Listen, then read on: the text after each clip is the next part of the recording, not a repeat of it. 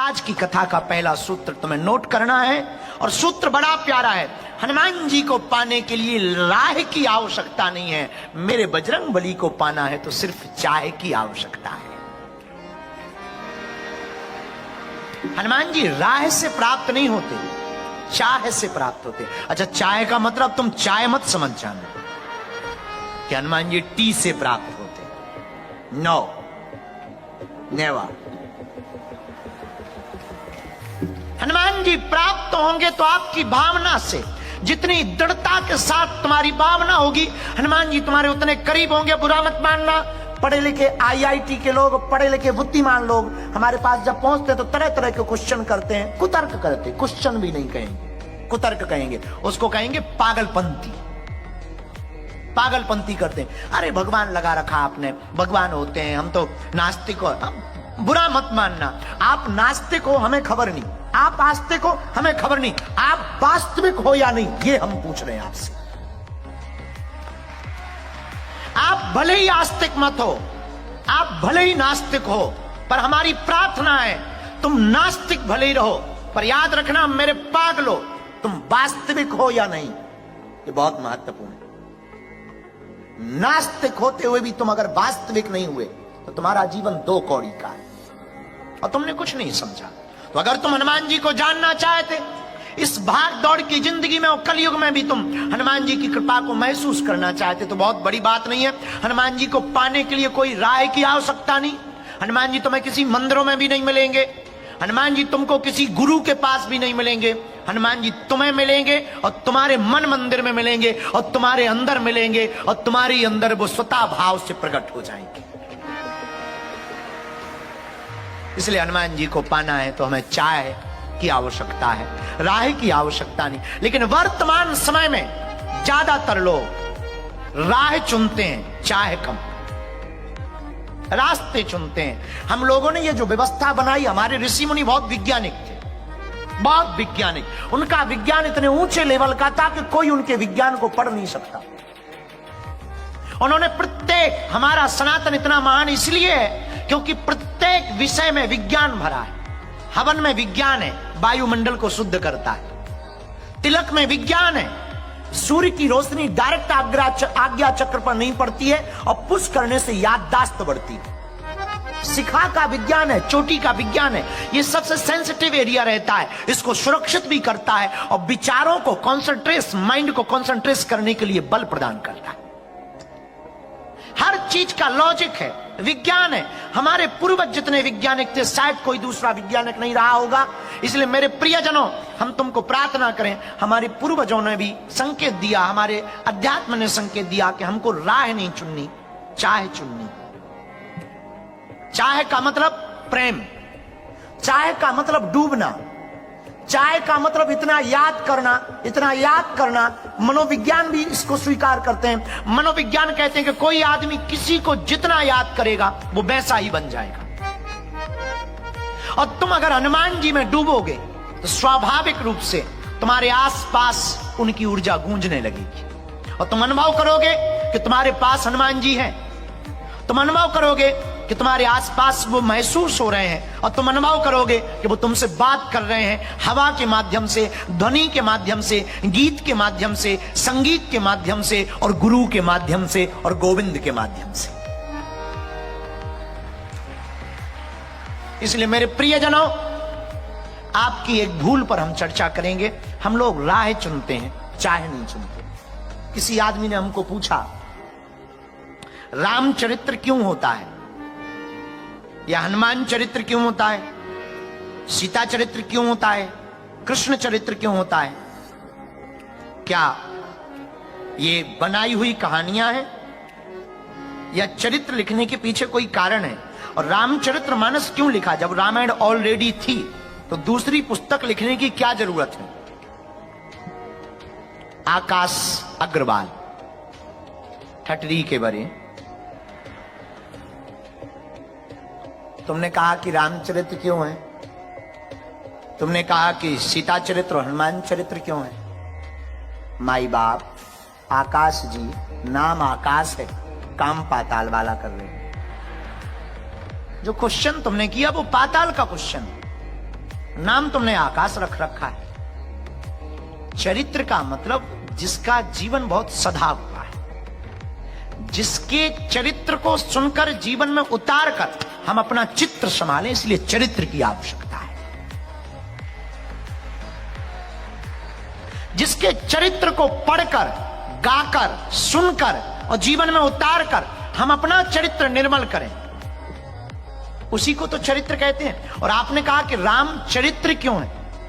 राम का तो चरित्र ही महिमावान था, इनका तो चरित्र ही उज्जवल था, इसलिए तो ये महान बने। वरना रावण राम से बहुत ज्यादा आगे था। प्रभु श्री राम से रावण बहुत महिमावान था। महिमा थी, बल था, परिवार था, वंश था, सोने की लंका थी। लेकिन प्रभु श्री राम महान ही चरित्र के बल पर बने। और याद रखना, वर्तमान में आकाश चित्रवान बहुत हैं, चरित्रवान बहुत कम है। फोटो का जमाना है, यहां जिसे देखो फोटो खींचता है, भले ही धक्के खा के खींचे, पर पोस्ट डालेगा बागेश्वर बाबा के साथ शास्त्रार्थ करते हुए,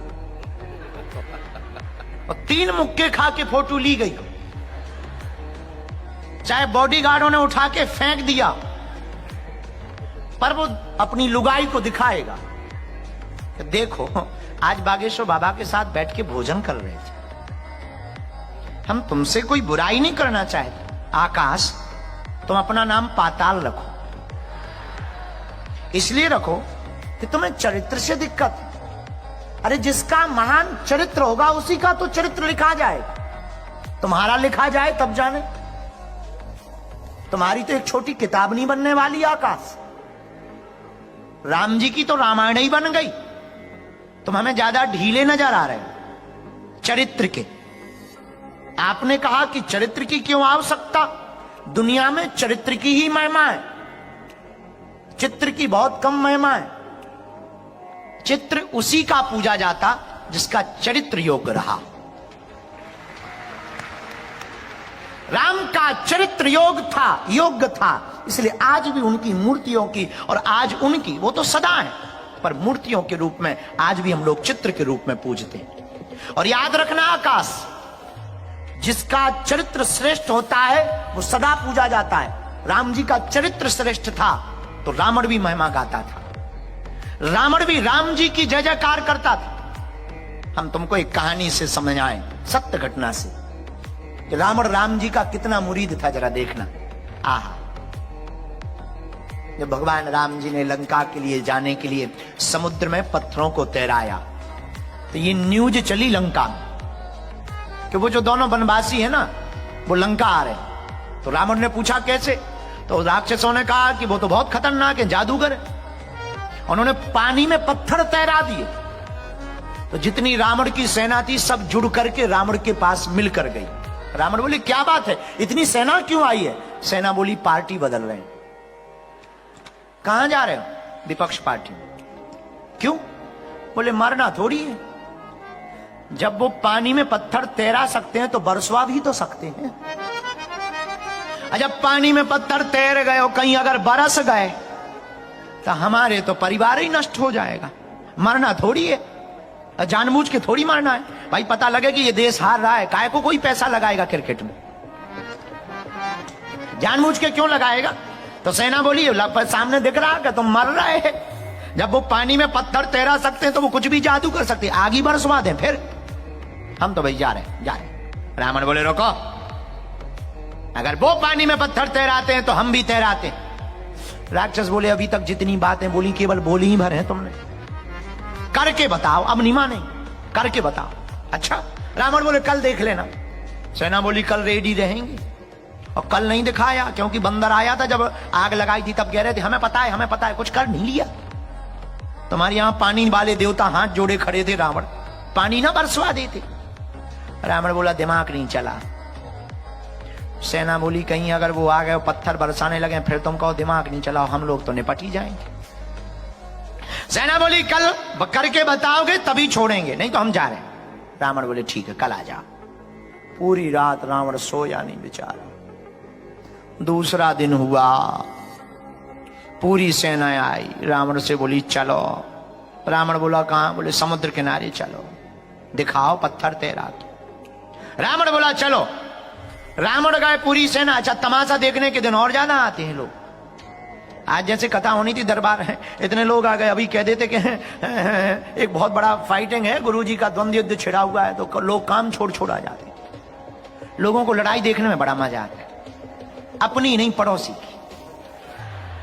दूसरों की लड़ाई है, लड़ाई देखना चाहते पर अपनी नहीं, पड़ोसी दूसरों की देखना चाहते। हाँ, पड़ोसी पड़ोसन की लड़ाई हो तो कान खोल खोल के सुनते हैं। हाँ, चलने दो। और कोई बात कर, रुक जाओ।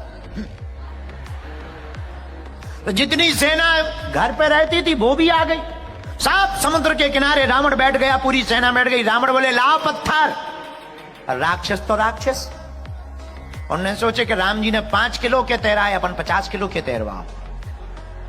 पार्टी मजबूत होनी चाहिए ताकि इलेक्शन हारना नहीं चाहिए। राक्षस तो राक्षस बड़े बड़े पत्थर लेके आ गए, सिलाएं। रावण ने मन में सोचा छोटे मोटे तो ट्रेक करके तैर ही जाते, ये तो आधा पहाड़ ही उठा ले रहा है। आने दो। रावण को जितने मंत्र आते थे बोले, सेना बोली मंत्र हो गए हो तो तैराओ। रावण बोले चिंता मत करो। रावण ने एक पत्थर लिया और जैसे ही पानी में छोड़ा सोई डुब फुड़ गया।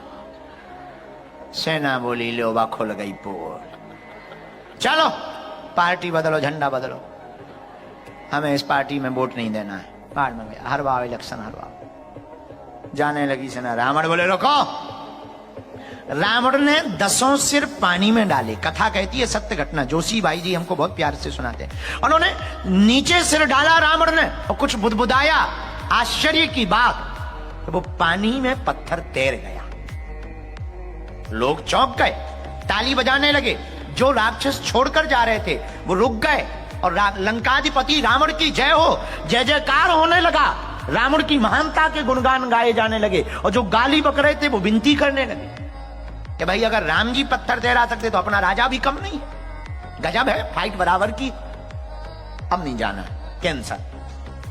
रात के समय लेकिन मंदोदरी चरण दबाते हुए पूछने लगी, महाराज हमें पता है आपके पास कौन कौन देवी है, कौन कौन मंत्र हैं, पर हमें यह भी पता है कि आपके पास एक भी ऐसा मंत्र नहीं है जिससे आप पानी में पत्थर तैरा सको।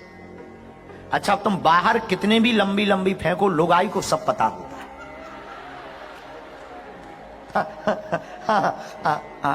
उसे पता होता है कि तुम कितने बड़े नेता हो या तुम कितने बड़े गुंडा हो।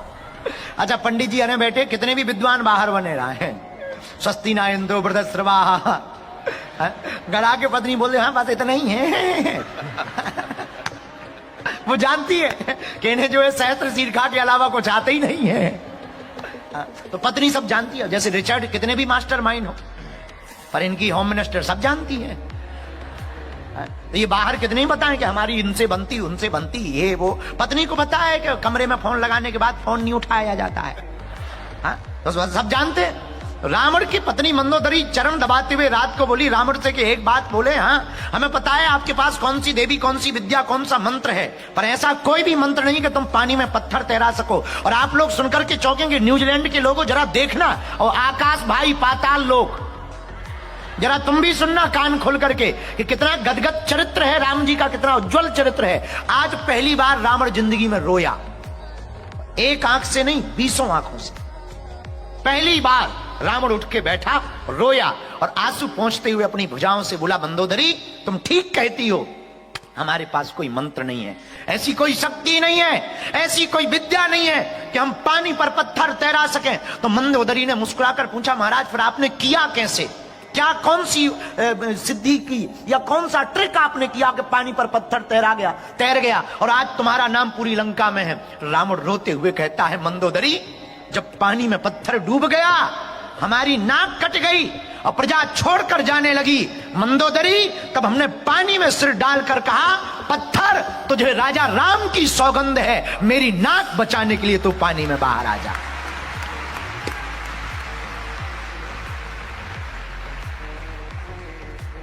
रावण कहता है कि वो पत्थर ऊपर आ गया। ये उज्जवल चरित्र राम का है। इतना चरित्र महान राम का कि इस चरित्र को सुन करके माई बाप याद रखना, जिस चरित्र को लेकर के रावण भी अपनी नाक और साख बचाए, ऐसे हमारे राम।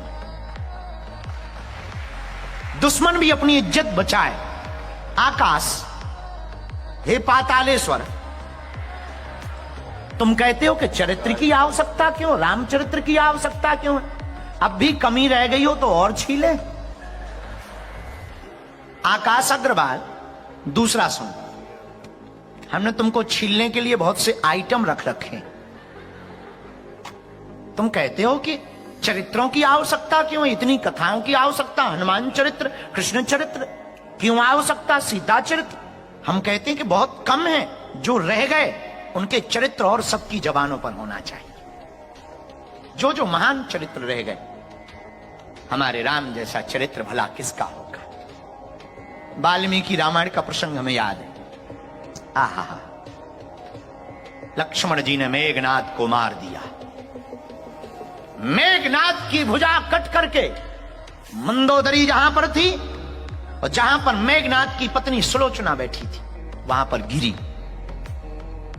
सखियों ने कहा कि लगता है ये भुजा तुम्हारे पति की। सुलोचना कहती है कि उंगलियां तो पति की, पर मुझे भरोसा नहीं, क्योंकि मैं सती हूं और मेरे पति को कोई जीत नहीं सकता।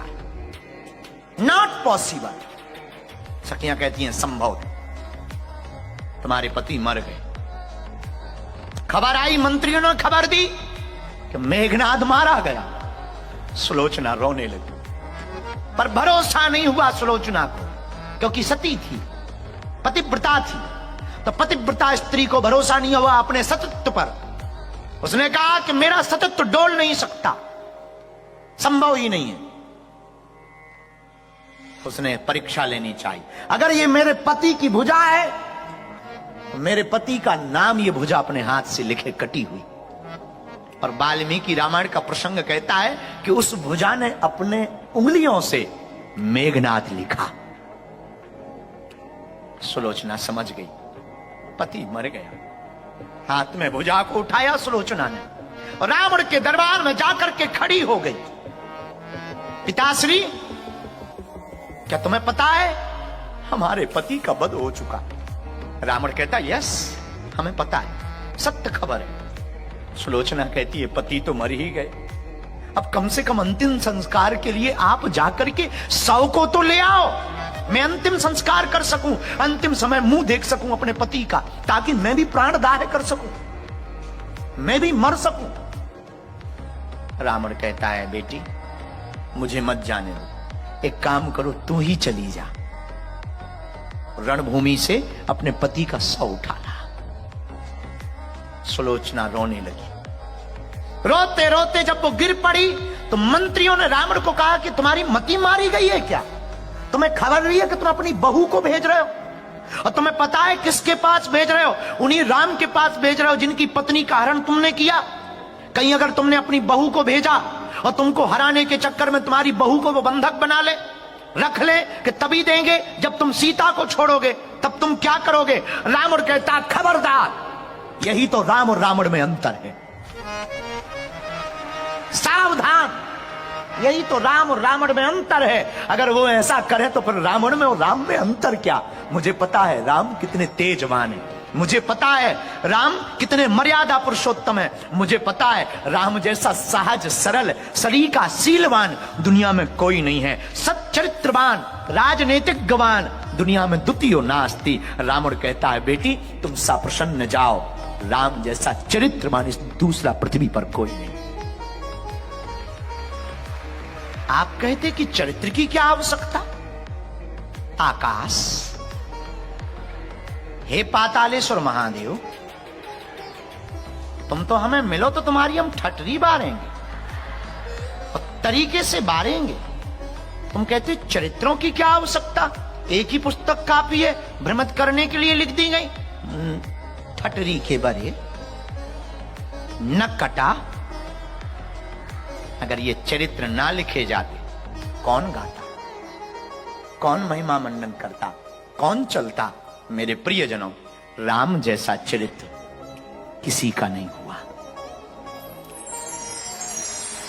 राम के चरित्र की महिमा को। और जो भी व्यक्ति इस दुनिया में चरित्रवान होता है, याद रखना हनुमान जी भी सच्चरित्रवान है। इसलिए परिणाम क्या, राम जी की भी महिमा गाई जाती और हनुमान जी की भी। और हनुमान जी के लिए तो घन गोस्वामी जी ने लिखा, चारों युग पर ताप तुम्हारा, चारों दोनों हाथ उठा करके, पर ताप तुम्हारा, है परिसिद्धि जगते उजियारा, है परिसिद्ध जगत उजियारा। श्री राम जय राम, श्री राम जय राम, जय जय राम, श्री राम जय राम, जय जय राम। बोलो श्री राम जय राम, जय जय राम। राम जी का भी चरित्र महान है और हनुमान जी का भी चरित्र महान है। इसलिए तो हनुमान जी का चारों युगों में पूजन किया जाता है। त्रेता में भी, सतयुग में भी रुद्र के रूप में, त्रेता में हनुमान के रूप में, द्वापर में भी हनुमान के रूप में, कलयुग में भी हनुमान के रूप में। पर सतयुग में तो रुद्र के रूप में रहे, त्रेता में राम जी के साथ वानर रूप में रहे, द्वापर में महाभारत में भगवान कृष्ण के साथ रहे। कलयुग में हनुमान जी कहाँ हैं? बताइए कहाँ हैं? क्या न्यूजीलैंड में हैं? कहाँ है हनुमान जी? भैया किसी ने देखा? हाँ है। कहाँ है? जहां भक्ति की हाँ हनुमान जी वहां। कहा हनुमान जी? कहा? जहां भक्ति की हाँ हनुमान जी वहां। पर एक उत्तर हमारी समझ में आता है कि हनुमान जी को पाया जा सकता किसी के नजदीक।